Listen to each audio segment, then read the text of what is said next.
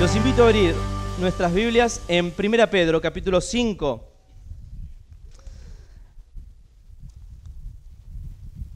La semana pasada dimos la primera parte del sermón. Usted probablemente, si no ha estado la semana pasada, se perdió la primera parte. Así que vamos a hacer rápidamente un repaso, pero vamos a leer la palabra de Dios en primer lugar, confiando en que la palabra de Dios, quien dio forma al mundo, es la que nos transforma a la imagen de Jesucristo.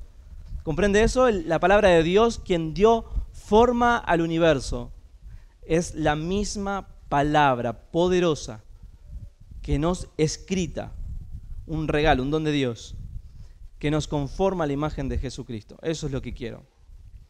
Así que con eso en mente vamos a la palabra de Dios. 1 Pedro capítulo 5, desde el versículo 1, aunque nuestro texto es desde el 5 al 11, y hoy vamos a ver la segunda parte, así que va a ser desde el 8 al 11 nada más. Pero vamos a leer todo el texto para que todos estemos en la misma sintonía. Dice así: ruego a los ancianos que están entre vosotros, así que le está hablando ¿a quién? A los ancianos, a los líderes de la iglesia, a los pastores.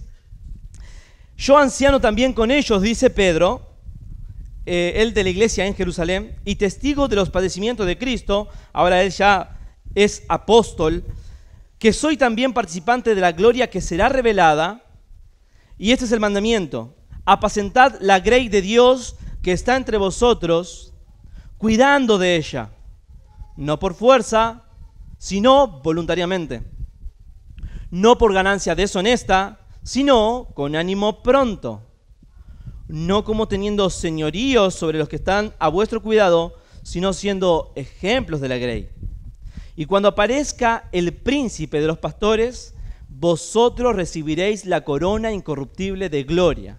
Estamos llegando al final de 1 Pedro, así que de alguna manera necesitamos un poco retomar qué es lo que Pedro está hablando. Pedro habla muchísimo acerca del sufrimiento y empieza con una nota de esperanza porque somos escogidos por Dios. Y recuerdo ese sermón que lo dio Aníbal, uno de los pastores de la iglesia, que ha sido de tanta edificación, de tanto consuelo, haber sido comprados por el Señor, escogidos por Él, guardados por Dios.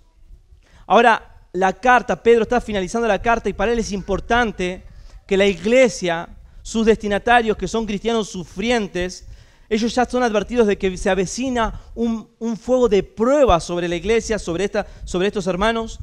Así que es importante que los pastores estén bien enfocados.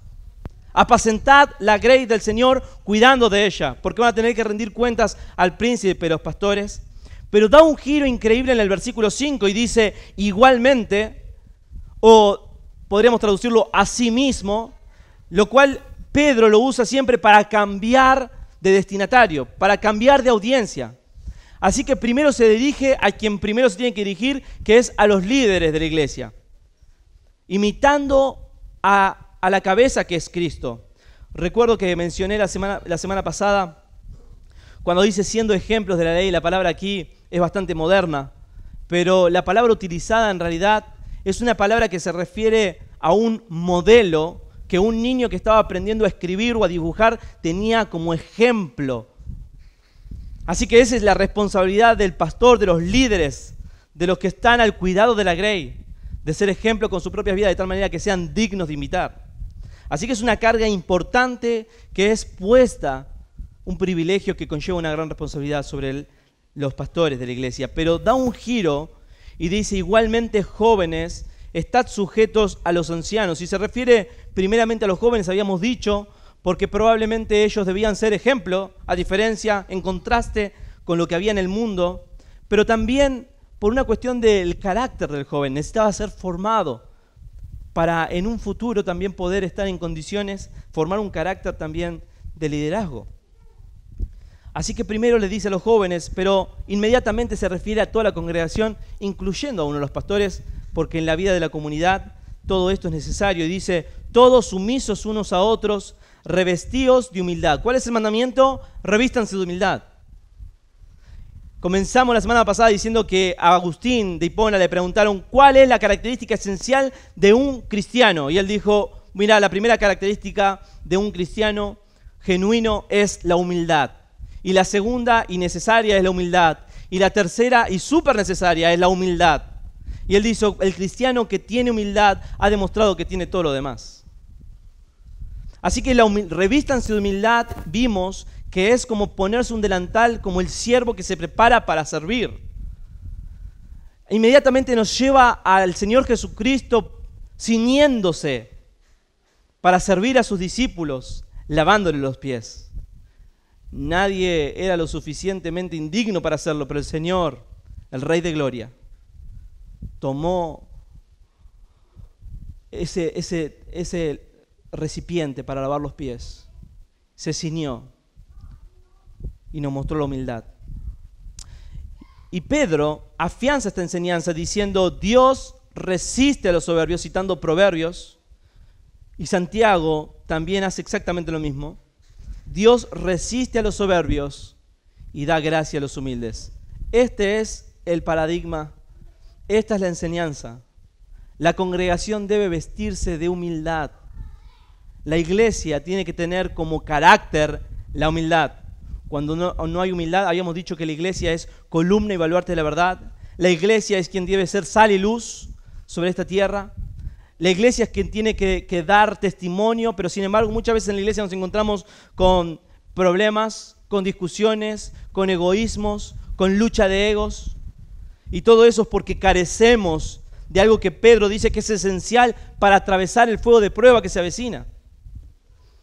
Entonces empieza a demostrar cuáles son esas manifestaciones de humildad, de un carácter humilde. Y en primer lugar vimos que la primera manifestación de humildad es sumisos los unos a los otros. Lo encontramos en el versículo 5. Dice, y todos sumisos unos a otros. Esa es una característica de humildad. En segundo lugar vimos que aquel que es humilde no solamente es sumiso entre hermanos, sino que es sumiso a Dios. Humillaos pues bajo la poderosa mano de Dios para que Él os exalte cuando fuere tiempo. Y en tercer lugar vimos que una característica de humildad es aquel que sabe que no puede tener todas las cosas bajo control, por lo tanto confía en el Señor, echando todas vuestras ansiedades sobre Él, porque Él tiene cuidado de vosotros. Cuando no lo hacemos, es una señal de orgullo. Es una señal que nosotros tenemos todo bajo control. Por lo tanto, es contrario a la humildad. La humildad y la ansiedad nunca, nunca, nunca pueden ir de la mano. Más bien la ansiedad es una señal de orgullo. Así que hasta allí fue lo que vimos la semana pasada y nos metemos en nuestro texto, versículo 8. Sed sobrios y velad, porque vuestro adversario el diablo anda como león rugiente anda alrededor buscando a quien devorar, al cual resistid firmes en la fe, sabiendo que los mismos padecimientos se van cumpliendo en vuestros hermanos en todo el mundo. Mas el Dios de toda gracia, que nos llamó a su gloria eterna en Jesucristo, después de que hayáis padecido un poco de tiempo, Él mismo os perfeccione y afirme y fortalezca y establezca. A Él sea la gloria por los siglos de los siglos. Amén. Así que Pedro sigue enunciando a estos cristianos que necesitan ser revestidos de humildad y da 3 señales más, al menos que enumeré, para que nosotros las guardemos en el corazón y la apliquemos. La primera señal de humildad de esta semana, y la cuarta sería del sermón anterior, es que el cristiano humilde es cuidadoso con un mandamiento que ha sido descuidado. ¿Cuál es ese mandamiento? Resistir al diablo. Resistir al diablo. Como dijimos la semana pasada, Pedro es muy, muy personal hablando a la congregación. Le está abriendo su corazón con su corazón pastoral, como hombre maduro, como cristiano maduro que es en este punto de su vida. Abriendo su corazón, Él les dice, sed sobrios y velad. Y Él les abre su corazón porque estas palabras para Él son muy conocidas, ¿verdad? Él le dijo al Señor Jesucristo, Señor, a donde quiera que fuere yo te seguiré. Yo voy a dar la vida por ti, Señor. Nadie me va a alejar de ti, Señor. Y el Señor dijo, tu vida pondrás por mí. De cierto te digo que antes de que gallo cante, me negarás 3 veces. Me habrás negado 3 veces. Pedro, el diablo ha pedido por ti para zarandearte como a trigo, pero yo he rogado por ti para que tu fe no falle. Pedro, no confíes en tus propias fuerzas. Vengan, vamos a orar. Y suben a Getsemaní y el Señor les dice, sean sobrios, velad y orad para que no entréis en tentación. Oh, Pedro estaba tan seguro de sí mismo. Él decía, nunca voy a negar al Señor, nunca le voy a fallar. Aunque todos te abandonen, Señor, yo voy a estar allí. Mi fe va a perseverar, mi fe va a perseverar. Señor, voy a hacer lo que a ti te agrada. Pero saben, no se puede servir al Señor con un corazón orgulloso. Se requiere revestirse de humildad para ser sobrio y velad. De alguna manera Pedro nos está diciendo, ¿saben? Yo tengo un corazón orgulloso. Hermanos, revístanse de humildad. Revístanse de humildad. Imiten al Señor Jesucristo. Porque yo una vez dije que nunca iba a caer. Dije que nunca le iba a fallar al Señor. Dije que yo estaba aprobado delante de Dios. Que yo era el indicado para ser el líder de la siguiente generación. Para darme cuenta que había descuidado el velar y orar para no entrar en tentación. Por eso Pedro dice, hermanos, revístanse de humildad, sean sobrios. ¿Qué es esto de sobriedad? ¿Qué es esto de ser sobrio? Bueno, ser sobrio no es más que tener dominio propio. Ser sobrio es tener las emociones bajo control. Ser sobrio es tener una perspectiva clara de la vida y de la eternidad. Cuando uno es sobrio, puede ver que lo que es temporal y lo que es eterno es eterno.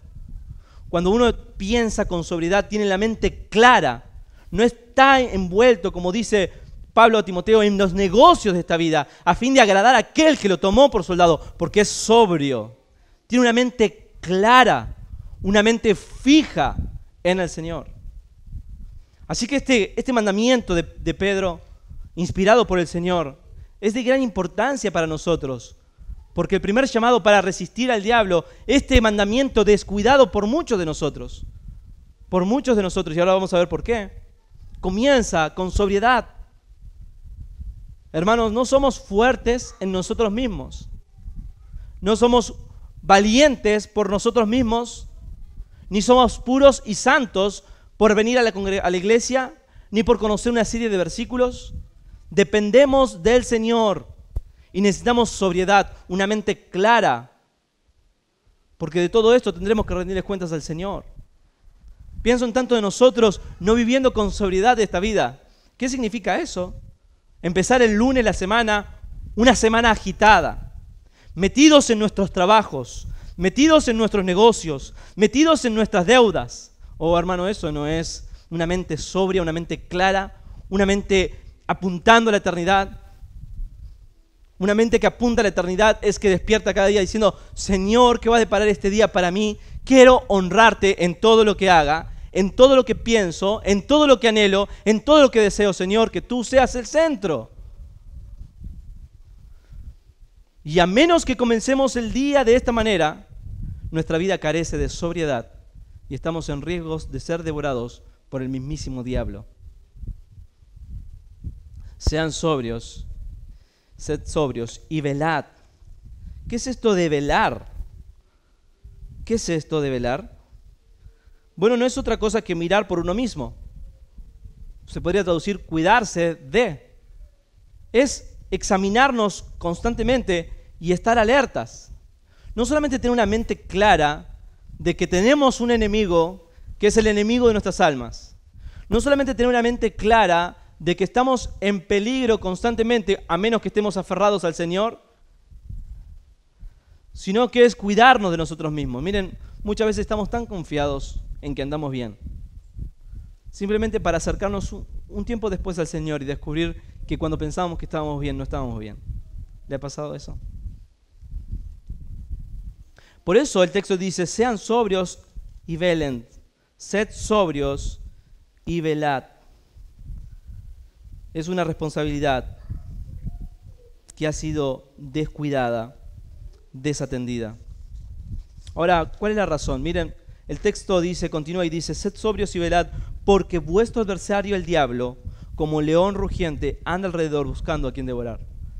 Sin embargo, el texto en realidad dice, sed sobrios y velad, vuestro adversario el diablo anda como león rugiente buscando a quien devorar. Hay una diferencia en el por qué. No existe el por qué en los textos, en los manuscritos más antiguos. ¿Por qué? Porque hay un sentido de urgencia. No hay tiempo para dar explicaciones.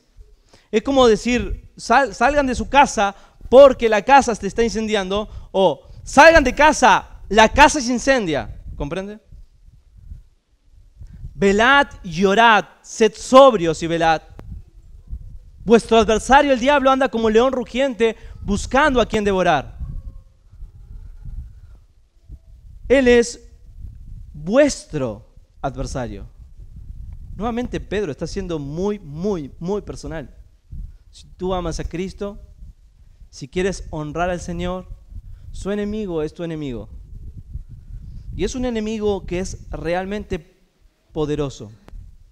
No voy a hablar mucho acerca de la doctrina del diablo, ni de los ángeles caídos, pero quiero decirles que su estrategia es planificada. Él no improvisa. Él es un estratega, inventa métodos, usa estrategias, emplea toda su astucia como serpiente antigua para que usted y yo deshonremos al Señor. Su estrategia no solamente que es planificada, su estrategia es persistente porque anda como león rugiente buscando a quien devorar. Él está allí, al acecho, atento, mirando nuestros corazones, mirando nuestras rutinas, mirando cada instante en nuestras vidas, esperando la distracción para atacar y devorarnos. Eso es lo que dice la palabra de Dios. Su estrategia es persistente, pero también su estrategia es poderosa. Pablo advierte a los efesios, no tenemos lucha contra sangre y carne, sino contra huestes espirituales de maldad en las regiones celestes. Así que él usa muchísimas estrategias como acusar y oponerse constantemente a los hijos de Dios. Se opone arrebatando la palabra del corazón, de tal manera que usted escuchó el sermón y usted termina el sermón y se olvida absolutamente de todo. Eso lo encontramos en Mateo capítulo 13, cuando la semilla está en la tierra, pero no tiene profundidad, de tal manera que vienen las aves del cielo y lo arrebatan, ¿verdad? Eso es obra del diablo, dice la Escritura. Y lo hace también con nosotros. También acusa y se opone, imponiendo autoridades gubernamentales en contra de la iglesia de Dios. Eso lo dice 1 Tesalonicenses. El diablo también destaca nuestros pecados. Eso lo afirma Apocalipsis, cuando dice que el diablo se presenta delante de Dios acusando a los hijos de Dios. Así que también él trae presiones, tentaciones, dificultades, para que usted no resista y simplemente se incline a la tentación, se incline al pecado, baje los brazos y deje de perseverar. Estamos hablando no solamente del pecado de caer en un pecado aberrante que puede ocurrir, sino en el hecho de dejar de perseverar. La Escritura dice que perseverar hasta el fin será salvo. Es dejar de seguir al Señor, es dejar de estar comprometido con Él, es dejar de levantar su bandera. No estoy hablando de pérdida de salvación, estoy hablando de un compromiso que jamás existió.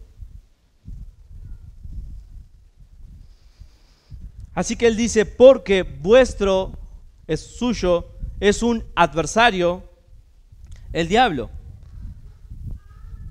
Como león rugiente, anda alrededor buscando a quien devorar. Me encanta la ilustración, me encanta, pero a la vez me asusta la ilustración de lo que es devorar. No es, la idea no es simplemente la idea de devorar como un león, sino que usa la ilustración de un león asiático, mucho más veloz que el africano, mucho más voraz que el africano. Pero también dice devorar, que es la misma palabra que en hebreo se usa para hablar cuando el mar rojo se cierra sobre los ejércitos egipcios. es exactamente lo que el diablo quiere hacer contigo y conmigo. Por eso es necesario velar y ser sobrios. ¿Qué quiere hacer? ¿Ahogar tu fe? ¿Qué quiere hacer? Inutilizarte para la obra del ministerio. ¿Qué quiere hacer? Debilitarte, desautorizarte moralmente. Él quiere apagar el fuego, si allí está, que el Señor encendió en tu corazón para salvación. Así que la razón por la cual el diablo anda como león rugiente buscando a quien devorar es porque Satanás como serpiente engaña, pero como león devora. Usted no puede relajarse, hermano.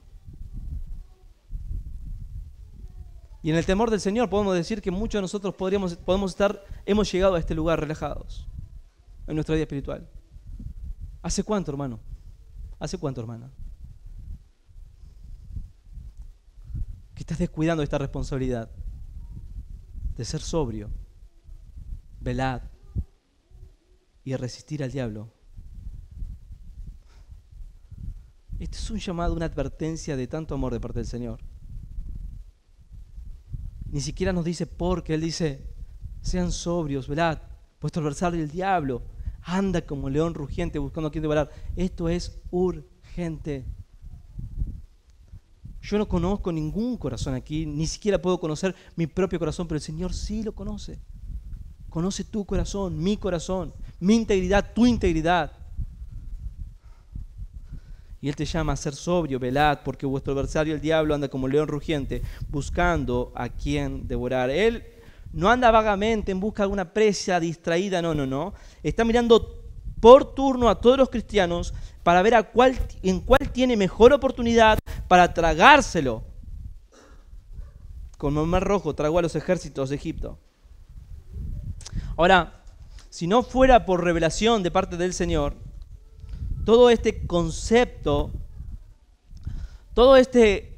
del diablo queriendo devorar a los cristianos, que somos tan débiles, que nuestra fe es tan pequeñita, sería tormentoso, ¿verdad? Lo es. Tiene un punto en que la intención del Señor, la intención del escritor es causar terror, pero a la vez esta es una palabra de esperanza. Todo este tramo del texto es esperanza para el alma. Y esta esperanza está en el Señor Jesucristo, que como dice 1 Juan 3:8 vino a deshacer las obras del diablo. Las buenas noticias es que el descendiente de Eva pisó la cabeza de la serpiente y la destruyó. No sin antes ella herirle el calcañar, causándole gran dolor. Es en esa cruz donde Cristo venció a la serpiente. Es en esa cruz donde el Señor venció a Satanás. Sin embargo, Él aún anda con permiso de Dios, como un león rugiente, buscando a quien devorar. Miren, el diablo es un ser tan desgraciado. Porque como vamos a ver ahora, él está constantemente intentando hacer fracasar al creyente, hacer caer al creyente, al que ama al Señor, al que honra al Señor. Pero ¿saben qué? Todo lo que él hace, todas sus artimañas, todas sus tentaciones, todas sus pruebas, Dios las usa para bendecir a sus hijos. Porque por encima de Satanás está Dios. Y Él es soberano. Y aunque ande como león rugiente, si usted está agarrado del Señor, usted está seguro. Pero usted está agarrado del Señor. Es Él el centro en su vida. Está siendo sobrio en su mente. Está velando por su vida espiritual, por la vida de nuestros hijos, hermanos. He leído esta semana acerca del descuido de los padres, que simplemente porque nuestros hijos agradecen al Señor en la mesa y saben orar, porque cantan algunas canciones en la escuela dominical, estamos celebrando que son salvos. Hermano, no descuidemos la salvación de nuestros hijos. Por favor. Esto es un asunto de la eternidad. Y hay un enemigo real que quiere devorarnos para deshonrar el nombre del Señor, para deshonrar el nombre del Señor. Así que frente a este panorama que resulta aterrador y sobre todas las cosas resulta en una examinación para nuestras propias vidas, hay un mandamiento directo y hay un mandamiento que es descuidado. Y dice el versículo 9, al cual resistid firmes en la fe, sabiendo que los mismos padecimientos se van cumpliendo en vuestros hermanos en todo el mundo. ¿Cuál es el mandamiento frente a las acechanzas del diablo? ¿Cuál es el mandamiento? Porque no desconocemos, dice Pablo, sus maquinaciones. ¿Cuál es el mandamiento? Resistir al diablo. Y usted va a salir de este lugar sabiendo lo que significa resistir. Así que prestemos atención para que no solamente lo sepamos, sino que seamos hacedores de la palabra de Dios. ¿Qué es resistir? Esta responsabilidad que he definido como una responsabilidad desatendida. Santiago, capítulo 4, verso 7, dice, someteos pues a Dios, resistid al diablo y huirá de vosotros. Miren, el concepto de resistir al diablo, usted lo va a encontrar en toda la Escritura. Usted va a encontrar este mandamiento muchas veces. Si Dios dice algo una vez, es suficiente. Es palabra de Dios y usted tiene que obedecerla y creerla. Pero cuando algo se repite muchas veces, hermanos, abramos bien nuestros ojos, porque requiere una obediencia inmediata. Y este es el caso. Resistid al diablo. Resistid firmes en la fe, dice Pedro. Resistid al diablo y huirá de vosotros, dice Santiago. El significado literal de resistir es mantener una posición firme contra. La resistencia es una cuestión, en primer lugar, debemos entender que es un patrón que encontramos en la palabra de Dios. El cristiano no es apático a las huestes espirituales. El cristiano tiene que entender que el diablo tocó el cuerpo de Job, tocó sus bienes, tocó a sus hijos por permiso de Dios. El cristiano tiene que saber que los amigos de Daniel atravesaron la prueba, pero fueron tentados por Satanás a claudicar en su fe. Jesucristo mismo, Dios hecho hombre, fue llevado por el Espíritu al desierto para ser tentado por Satanás. Así que debemos saber que las artimañas del diablo son reales y eso significa ser sobrio, tener una mente clara. Hay cosas que son espirituales, debemos comprenderlas, hay que resistir. Ese es el mandamiento. Así que este es un patrón, resistir. ¿Cuál es la actitud del cristiano? Resistir, saber, conocer y resistir. Este es un patrón. En segundo lugar, es una cuestión de fe. Dice, al cual resistid firmes en la fe. No es una cuestión de Satanás, te reprendo. No es una cuestión en el nombre del Señor Jesucristo y hago tal cosa y tomo fuerzas. No son palabras mágicas. Es una cuestión de fe genuina, de fe real implantada en el corazón. Por gracia sois salvos, por medio de la fe, y esto no es de vosotros, es un don de Dios. Usted tiene que cultivar esa fe que le fue dada cuando usted fue salvo. Cultivarla en el corazón. ¿Usted comprende? El Evangelio no es simplemente para, sí, una vez creí en el Evangelio y fui salvo. No, el Evangelio es para ayer, para hoy y para mañana. Y es ese Evangelio que fortalece mi fe para luchar contra las acechanzas del diablo.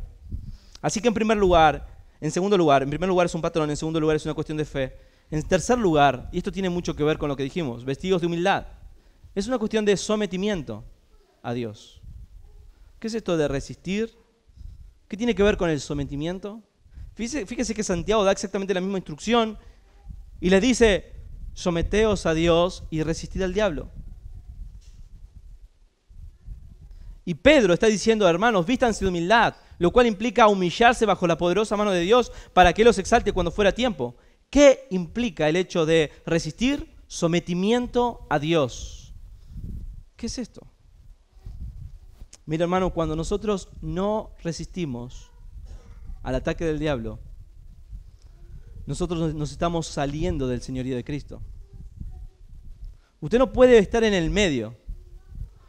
O usted resiste al diablo porque es su enemigo, o usted simplemente al rendirse y al dejar de luchar contra las tentaciones y las pruebas, las dificultades y el sufrimiento que viene de parte de Satanás, usted se está poniendo bajo su señorío. Dejar de resistir al diablo Este mandamiento descuidado es contrario a someternos al Señor y es igual a someternos al señorío del diablo. En cambio, cuando yo resisto a Satanás, aunque me duela la piel, aunque derrame lágrimas, aunque sufra y sufra mucho, yo estoy diciendo: Señor, mi vida no es mi vida es tu vida. Voy a resistir. Tu enemigo es mi enemigo. Cuando yo resisto al diablo, le digo: Señor, yo no tengo derechos. Tú me has comprado. Soy tuyo. Resisto al diablo. No en mis fuerzas, sino en las del Señor.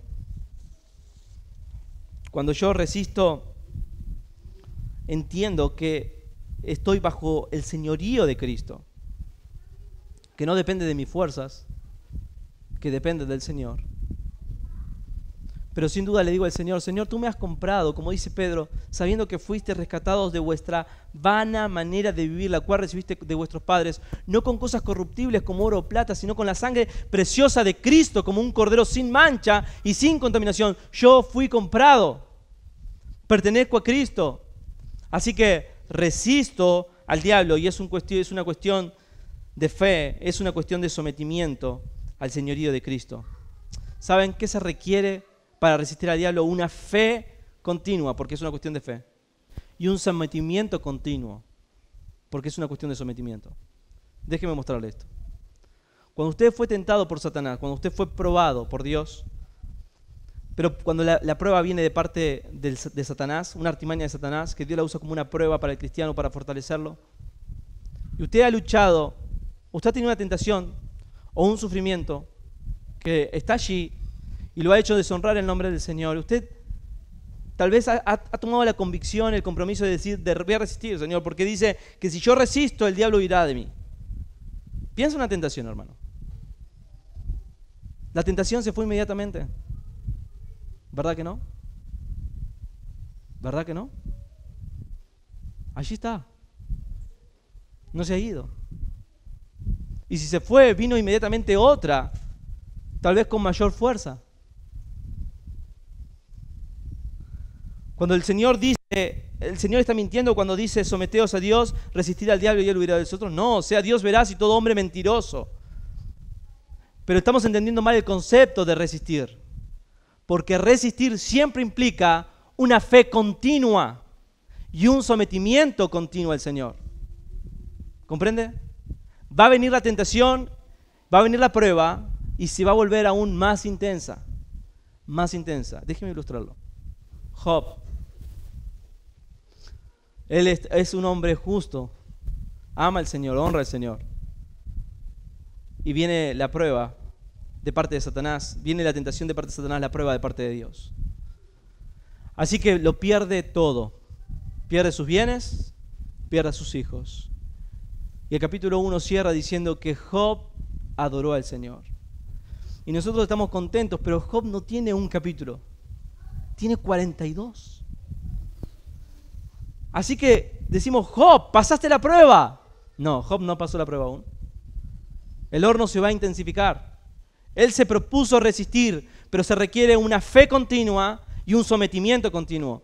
Se va a poner más difícil, porque pero Dios tiene un propósito y Satanás tiene otras intenciones, así que él dice: pero no le tocaste su cuerpo. Así que Job, aunque adoró, aunque parece que la prueba ha terminado, ha sido aprobado, no, aquí no terminó. Se requiere una fe constante y un sometimiento constante, continuo, como un estilo de vida. Ahora su cuerpo va a ser tocado, se va a llenar de llagas. Y su esposa le va a decir que se muere y maldiga a Dios. Y encima va a tener que soportar a sus amigos acusándolos. Y va a hacer un montón de preguntas y ninguna de ellas va a ser respondida. Pero él tiene que ser fiel al Señor. Porque hay un propósito en la prueba. Y es conocer más intensamente a Dios.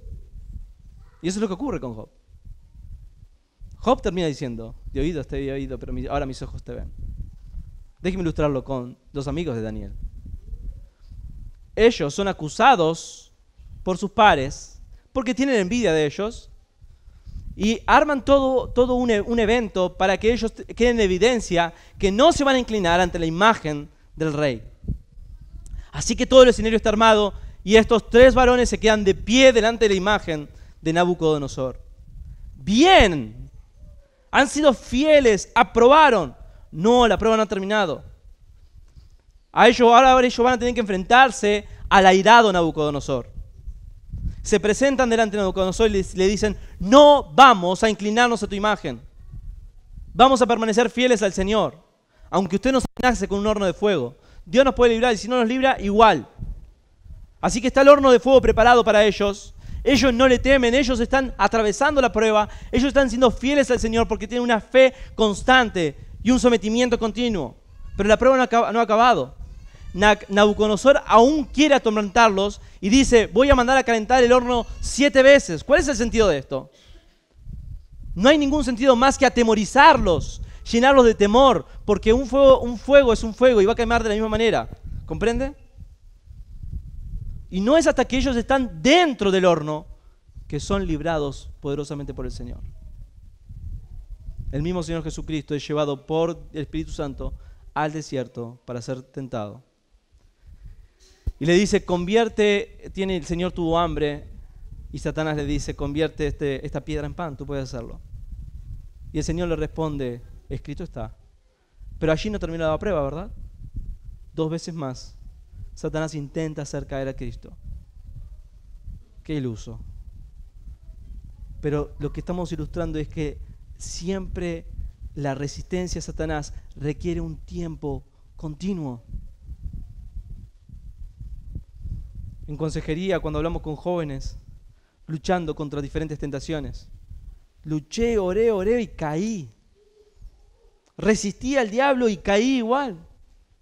Se requiere una fe continua y un sometimiento continuo a la voluntad del Señor. Es decir: Señor, no soy mío, pertenezco a ti hoy y siempre. Por eso, al cual resistid, firmes en la fe. Y sigue el texto y voy terminando. Sabiendo. ¿Cómo se resiste al diablo? Sabiendo. Esto es algo clave en la Escritura. Sabiendo: mi pueblo perece porque le faltó conocimiento. Hay algo que usted debe saber. Y conoceréis la verdad, y la verdad os hará libres. Y Jesús dijo: yo soy el camino y la verdad y la vida. Nadie viene al Padre si no es por mí. Sabiendo. Hay algo que necesitamos saber. Hay una teología detrás del sufrimiento. Hay una doctrina que tenemos que comprender, que hay detrás de la tentación y la prueba. Hay un propósito de parte de Dios sobre sus hijos. Hay una prueba por la cual debemos atravesar. Por eso dice: sabiendo. Tenemos que saber para atravesar la prueba con firmeza, sabiendo. ¿Qué es lo que debemos saber? Una doctrina que es importantísimo acerca del sufrimiento. Escuche, esta es la doctrina. Esta es la enseñanza. Que los mismos padecimientos se van cumpliendo en vuestros hermanos en todo el mundo. ¿Qué significa? ¿Qué significa esto? Que el sufrimiento es parte de la vida cristiana. Que nadie va a escapar de la prueba, del sufrimiento y la tentación. Que Dios tiene un propósito para eso. Están allí con un propósito. ¿Usted está pasando por pruebas? ¿Usted está siendo tentado? ¿Usted está pasando por dificultad? Si usted se agarra de la mano del Señor, usted puede estar seguro que eso tiene un propósito y cumplirá el propósito que Dios quiere para su vida, conformarlo a la imagen de Jesucristo. Usted puede descansar en eso. Así que creo que tiene al menos 3 propósitos esto que Pedro le está diciendo a estos hermanos. En primer lugar, que ellos no se sientan extrañados por la situación. Muchas veces nos victimizamos con las pruebas, ¿verdad? Eso es lo que hizo Pedro. Él sabe lo que es victimizarse. Él sabe. Él dijo: Señor, por favor, que no te acontezca, que no vayas a la cruz. Por favor, Señor, evita que vayas a la cruz. Él se victimiza. Él quiere al Señor por siempre a su lado y el Señor dice: apártate de mí, me eres tropiezo, Satanás. La victimización en medio de la prueba es una obra del diablo. Siempre a mí. Siempre me pasa todo a mí. Las pruebas siempre son para mí. Yo tuve los peores padres. Yo tuve la peor infancia. Yo tengo el peor trabajo. Yo tengo las pruebas más intensas. Oh, eso es obra de Satanás. La victimización. Porque usted tiene que saber que los mismos padecimientos que vienen de Dios se repiten en los cristianos en todo el mundo. Sea Dios veraz y todo hombre mentiroso, ¿verdad? En segundo lugar, entendemos por esta frase que el sufrimiento es parte de la vida cristiana, tiene un propósito, tiene un fin. Dios va a cumplir su propósito. Él está formando a Cristo en ti y Él sabe el tiempo que necesitas pasar por esta prueba. Por eso dice, continuamos leyendo, dice, mas el Dios de toda gracia que nos llamó a su gloria eterna, después que hayáis padecido un poco de tiempo. Ahora, déjenme decirles que este poco de tiempo no es que es corto el plazo. No. Significa que es delimitado. Este poco tiempo tiene que verse a la luz de lo que dice anteriormente. Mas el Dios de toda gracia que os llamó a su gloria. ¿A su gloria? El sufrimiento es poco tiempo en comparación con la gloria que usted va a recibir si usted es fiel al Señor. Eso es lo que significa. Y ese es el llamado que Dios le hace. Sea fiel en medio del sufrimiento, en medio de la prueba, alabe al Señor, sea fiel, sométase a su voluntad y diga, Señor, te honramos a ti en medio de la prueba. Señor, perdóname porque bajé los brazos y dejé de resistir. Me estoy dejando llevar por la corriente como si fuese un pez muerto en medio de este río. Pero Señor, yo no soy un pez muerto, tú me has dado vida. Señor, avívame para que haya vida en mi corazón y camine contra la corriente al objetivo, a la meta que es Cristo. Es parte de la vida cristiana. Así que en primer lugar, no es extraño, no te victimices.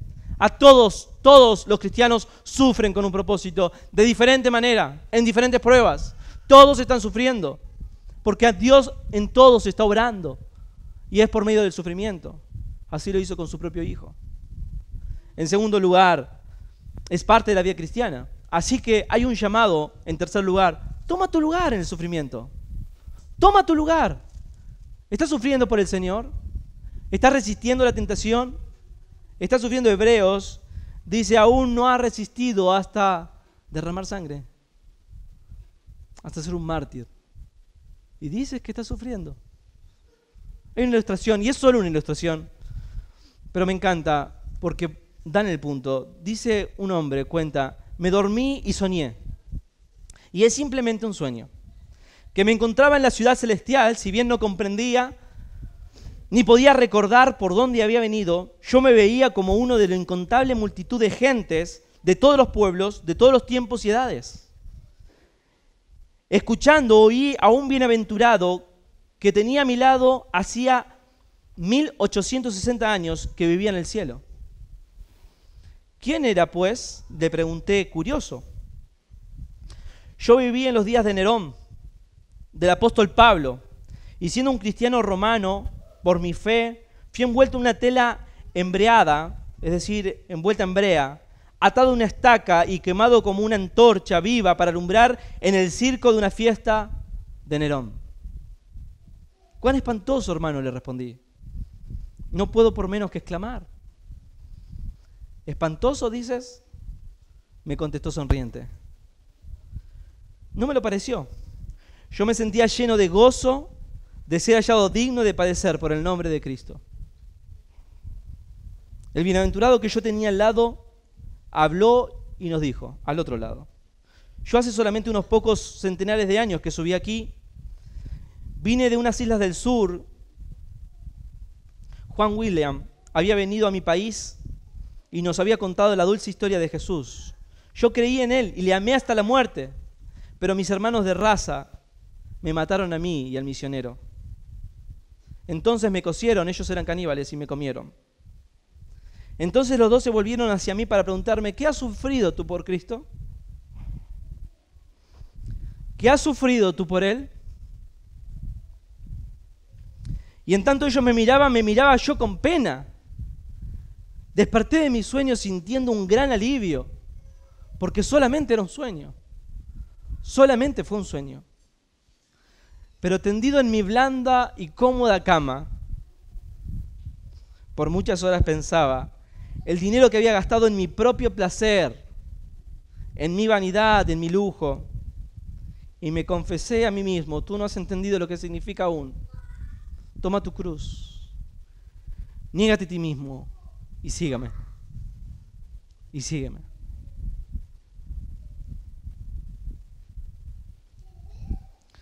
Sabiendo que los mismos padecimientos se van cumpliendo en los hermanos de todo el mundo. Y tengo que cerrar. Así que el cristiano humilde manifiesta una fuerte convicción de que tiene que resistir al diablo y lo hace.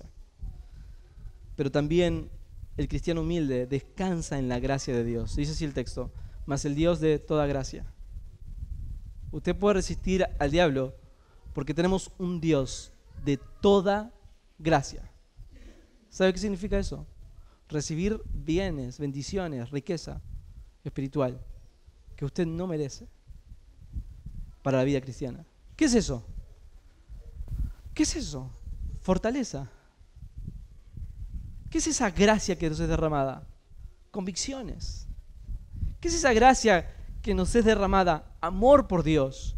Porque antes éramos enemigos, pero ahora le amamos.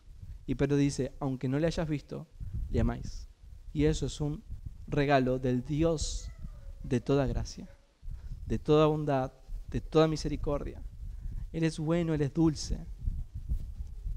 Y Él sabe de qué cosas usted tiene necesidad. Por eso le dice, sed sobrio, velad. Porque vuestro adversario el diablo, como león rugiente, anda buscando a quien devorar, al cual resistid firmes en la fe, sabiendo que esto se va repitiendo a los hermanos de todo el mundo. Mas el Dios de toda gracia, que nos llamó a su gloria eterna en Jesucristo. ¿Sabe lo que significa eso? Él ya lo llamó, usted ya es salvo, ¿verdad? Usted ya disfruta de la salvación. Entonces, ¿por qué no confía en el Señor para todo lo demás?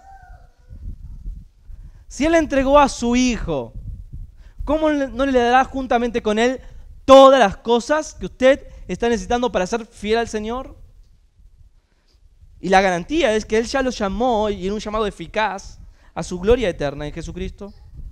Y dice, después que hayáis padecido un poco de tiempo. Esta declaración tiene que verse, como dije, a la luz de lo anterior.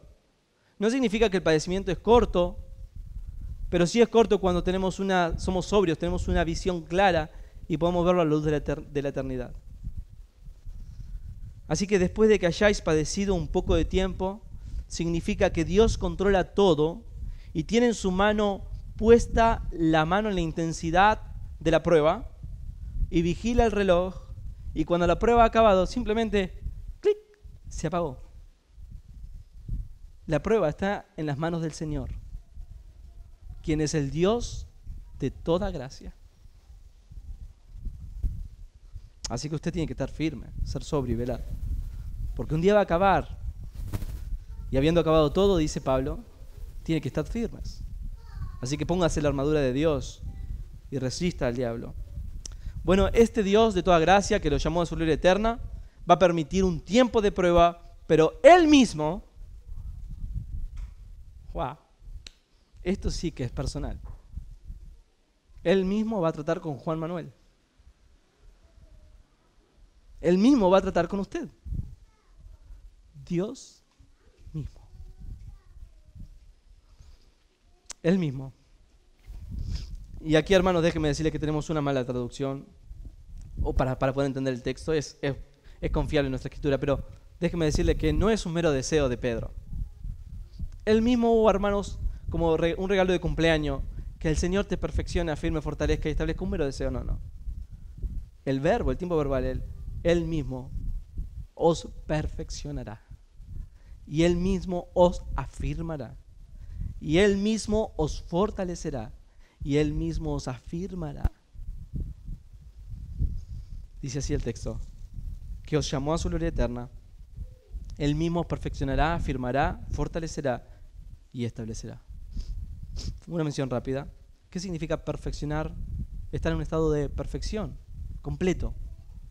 Pero saben, esta palabra es usada en los evangelios para hablar cuando los discípulos estaban remendando sus redes.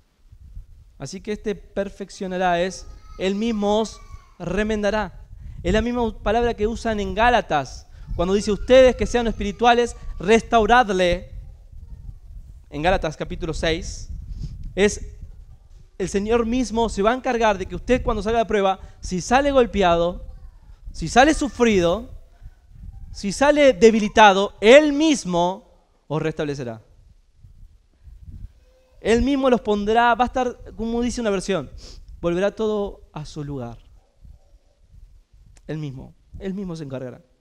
Y los afirmará. Los afirmará.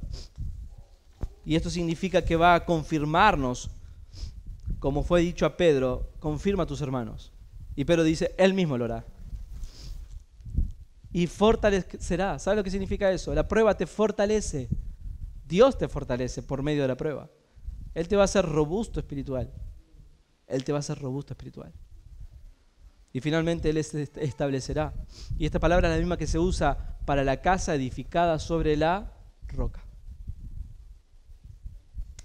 Y termina Pedro, como no podría terminar de otra manera, con una doxología, adorando a Dios. Dice, a Él sea la gloria. Solo a Él. Y el imperio por los siglos de los siglos. Amén. Y esto es una gran enseñanza para nosotros. Porque un cristiano revestido de humildad no solamente lucha contra Satanás por amor a Cristo, no solamente confía en la gracia de Dios sobre su vida, sino que vive, como termina Pedro, para la gloria de Dios. Cerramos con oración. Dios, te damos gracias por tu bendita palabra. Gracias, Señor, porque como le has dicho a Pablo, nos lo dicen a nosotros, mi gracia te basta. Y queremos responder amén, Señor. Así que fortalécenos, perfecciónanos, afírmanos, establécenos, porque tú eres el Dios de toda gracia. En nuestras propias fuerzas no podemos, Señor, pero tu poder se perfecciona en nuestra debilidad. Y venimos ante ti humildes, sabiendo que no podemos en nuestras fuerzas, pero confiando en que tú lo harás en nosotros.